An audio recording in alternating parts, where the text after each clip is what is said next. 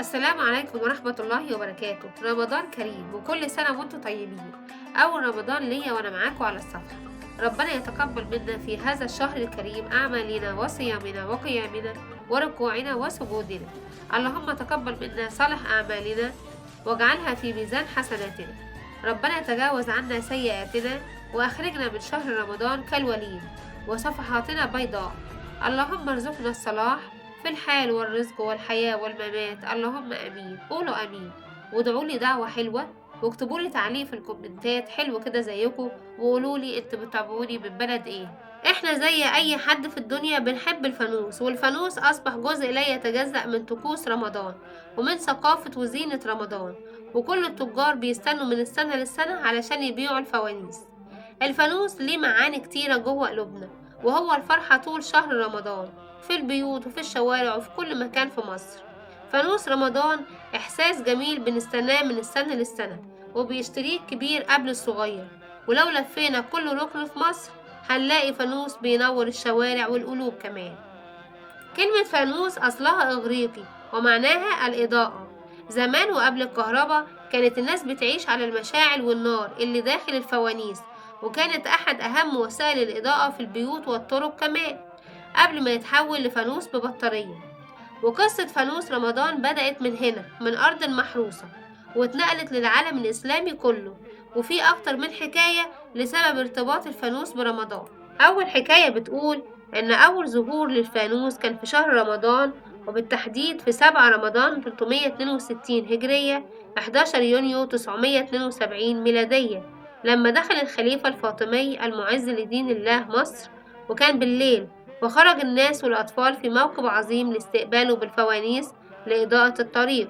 وبعدها شاعت إضاءة الفوانيس والمشي ليلا بالفوانيس احتفالا برمضان. وعلشان الشموع ما تنطفيش، المصريين حطوها على قاعدة خشبية وحوطوها بالجلد الرقيق. وهنا أعجب الخليفة بمشهد الفوانيس اللي بيحملها المصريين، ومن وقتها الفانوس بقى عادة رمضانية. وشاعت إضاءة الشوارع والمشي ليلا بالفوانيس احتفالا برمضان. ولغاية دلوقتي شارع المعز، واللي هو من أجمل الأماكن في العاصمة المصرية القاهرة، يعد من أهم الأماكن احتفالا بشهر رمضان. ودلوقتي في كتير من الدول العربية الفوانيس فيها تعد الزينة الرئيسية لرمضان، سواء كان خشبي أو نحاسي أو بلاستيك أو حتى ورقي. تاني حكاية بتقول إن الخليفة الفاطمي كان بيخرج لاستطلاع الهلال، وطريقه كان من باب النصر لباب الفتوح لباب الدهب، وكان الأطفال بيخرجوا معاه علشان ينوروا الطريق، وكان كل طفل بيحمل فانوسه وبيغنوا لشهر رمضان وهم ماشيين، تعبيرا عن سعادتهم باستقبال شهر رمضان الكريم، شهر الخير والبركة. أما الحكاية التالتة بقى، ففي العصر الفاطمي كان لا يسمح للنساء بالخروج إلا في شهر رمضان، لأنه معروف بشهر الزيارات، وكان بيسبقهم غلام يحمل فانوس علشان ينبه الرجالة إن في سيدة في الطريق، فيقوموا يوسعوا لها الطريق. وبكده كانت الستات بتخرج من غير ما يشوفهم الرجالة. أيا كانت الرواية أو الحكاية، بس الأكيد إن فانوس رمضان بقى أحد رموز المظاهر الاحتفالية الرمضانية، وازدهرت صناعة الفوانيس خلال عصر المماليك، وعلى مدار قرون عديدة أصبح رمزا يبشر بحلول شهر رمضان الكريم أعاده الله علينا بالخير واليمن والبركات. وتطورت صناعة الفوانيس من الصفيح ثم الخشب ثم الزجاج، وبدأ يتماشى مع الأحداث الكرتونية للأطفال زي بوبو وطمطم وبكار.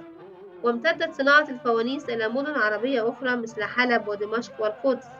ورغم التطور المذهل في وسائل الإضاءة الحديثة، إلا أن الفانوس بقي صامدا يزين الشوارع والأحياء وبيوتها، والفوانيس بتتعلق على المنازل ومداخل الحارات وأبواب المنازل.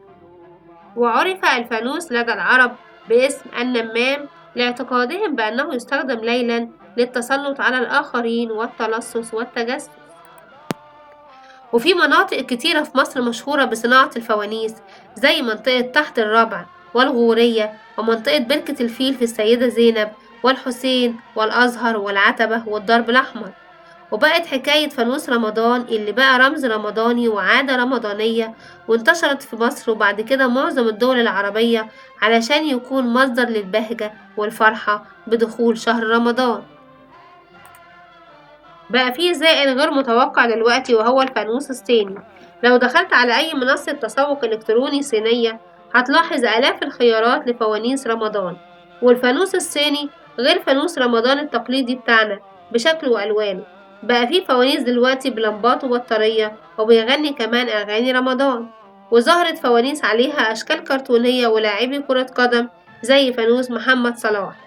مصر دلوقتي تعتبر من أهم الدول في تصنيع وتصدير الفوانيس. صوما مقبولا ورمضان كريم بين أهلكم وحبايبكم، قولوا آمين، واكتبولي في التعليقات انتوا منين، وكل سنة وانتوا طيبين.